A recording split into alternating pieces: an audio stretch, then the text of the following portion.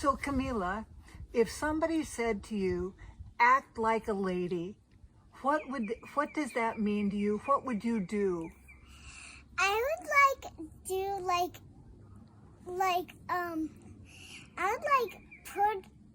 would put on a dress, but and put on lipstick like other ladies do.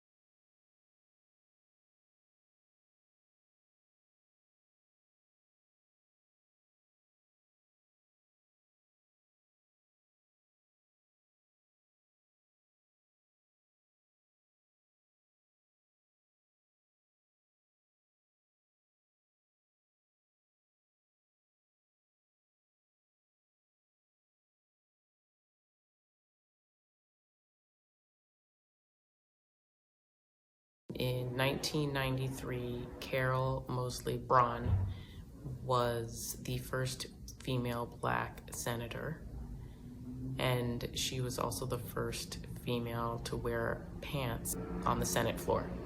Prior to that, it was forbidden.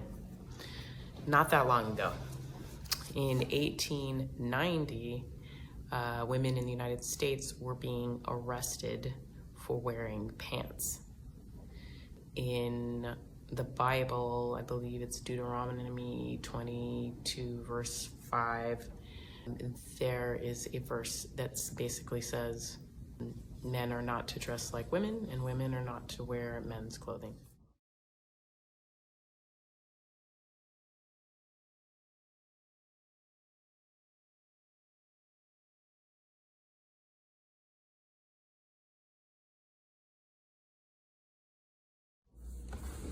How has your experience been wearing dresses every day? It's been abnormally enjoyable, but I have definitely noticed differences in the ways certain people treat me when I'm out in public. I feel like there's something about it that makes me more approachable. I definitely feel like felt like men have been looking at me differently. And I noticed that the people who give me compliments the most are white women who are like over 60. Maybe it's just the type of dress that I'm wearing that's appealing to them. It does sometimes feel like it's not me. You know, like I'm performing someone who's a little different than I am, you know, personality-wise. Like, it doesn't completely feel like drag, but it just feels like I'm a little off from my normal kind of person, and somehow that falls into my relationship to gender.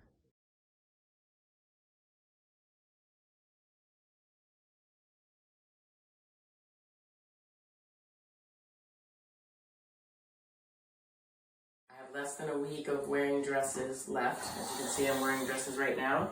And today, I've cut my first dress up since I don't have a week left. And what am I gonna do before I start to make art? I'm gonna make a pair of pants.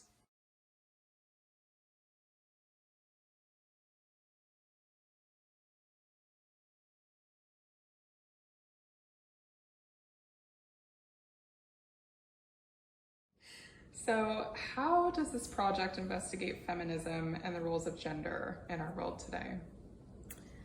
That's a good question, and I think when I initially started it felt very surface and superficial. You know, I'm wearing a dress, I'm talking a little bit about the history of women being able to wear pants, and the concept of acting like a lady.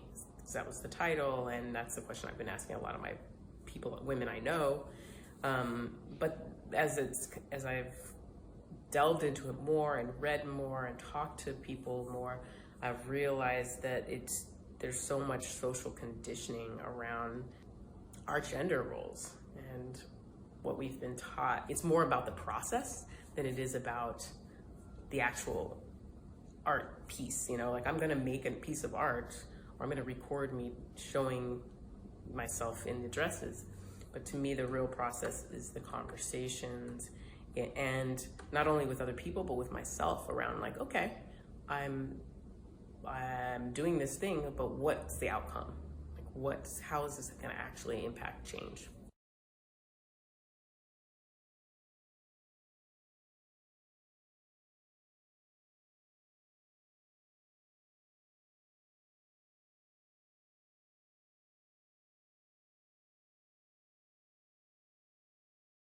So this is the beginning, the inside first square of the quilt.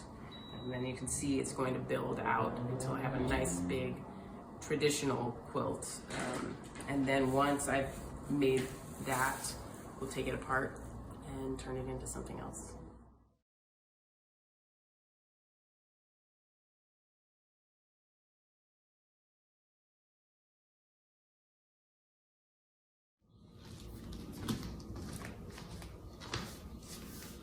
Hi there.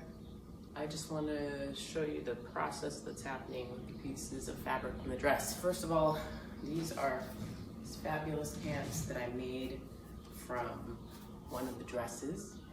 And here we have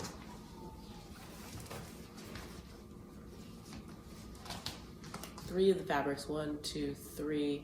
This is actually a sheet that I cut apart. So, like I had mentioned at the beginning, I'm creating a traditional quilt that I will then take apart. But this is the first stage. And as you can see, it's not completely even. The square is not actually square. And the reason why that is because usually when you're making a quilt with specific shapes like this, you use a measuring tape or a ruler. And I'm not using that, so I'm eyeballing it. I'm cutting all of the pieces just by eyeball and not trying to match them. So the idea for me is that it then references the Gee's Bin quilts, and it also becomes this more improvisational, intuitive process of allowing the shape to take a slightly altered form, which I think is quite appropriate in terms of thinking about gender and identity and the fluidity possibilities of that.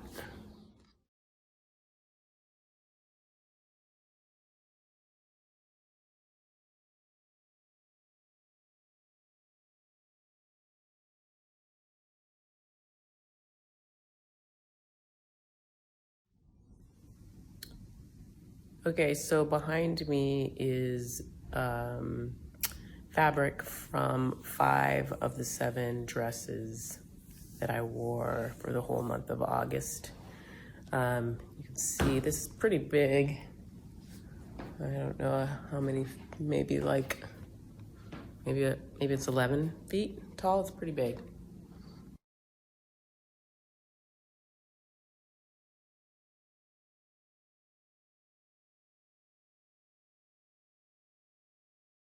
Well, what's the most interesting thing that you've learned from wearing a dress for the last 3 weeks? Wearing a dress has only as much meaning as I give it.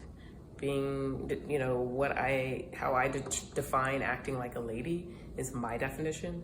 You know, I've asked so many women and their answers are not all the same. You know, it depends on their religious beliefs. It depends on what their grandmother used to say to them. It depends on how they've been impacted by the feminist movement. So just kind of really made me realize, like, wow, we buy into so many things.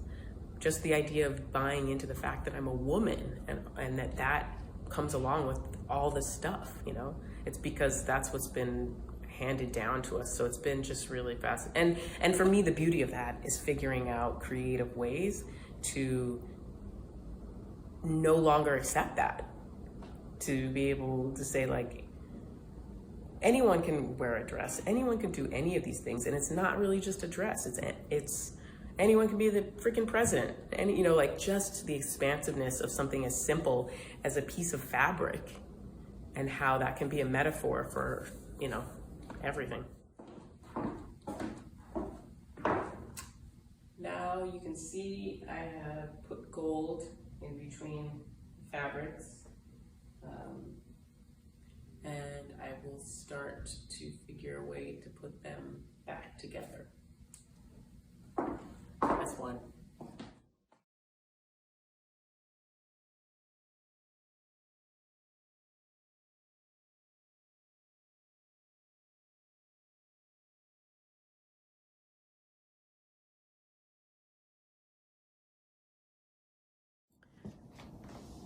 So now that I have all of the pieces connected, I have to figure out what is going underneath it, right? So we're creating a quilt, which means we're going to use this batting that I have. It's wool batting that was part of one of my grandmother's quilts that she took apart. So it's old, very old, cool batting, all wool. And then for the back of it, I'm going to use an old sheet. So I have an old sheet here. It's kind of like not white anymore. It's, but I'm gonna cut that up and use that sheet and then the batting and then this on top. And then I'll layer them. And then once I do that, I have to figure out what the shape is of the quilt, because this isn't actually going to be the shape. I'm thinking about making it round, not sure yet. And then I have to do the hand stitching on top. That's the fun part.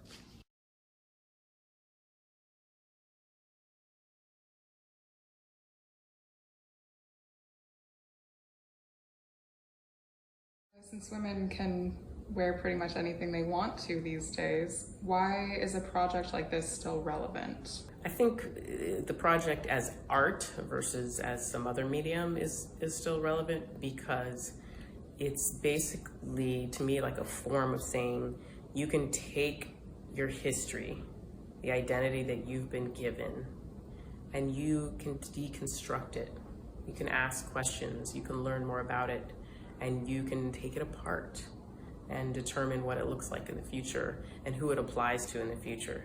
So you can expand it outside of the gender norms that you've bought into or that your community's bought into. So for me, that's the reason why the next step is to take the dresses apart and create something new and say, this is my therapeutic process to letting go of my own beliefs and my own restrictions that I put on myself as a woman. I kind of want the piece or pieces that I make from this to have kind of like an energetic history. I want them to have been touched by, you know, other hands, and to have had a relationship to what it is to be a woman for beyond just this time.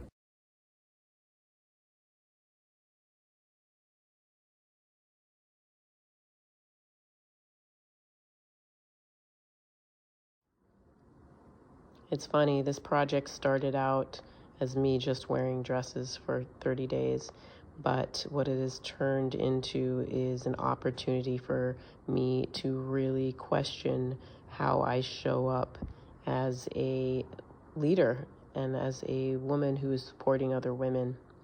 And my hope is that viewers who watch this will be encouraged to find ways to support the females in their community.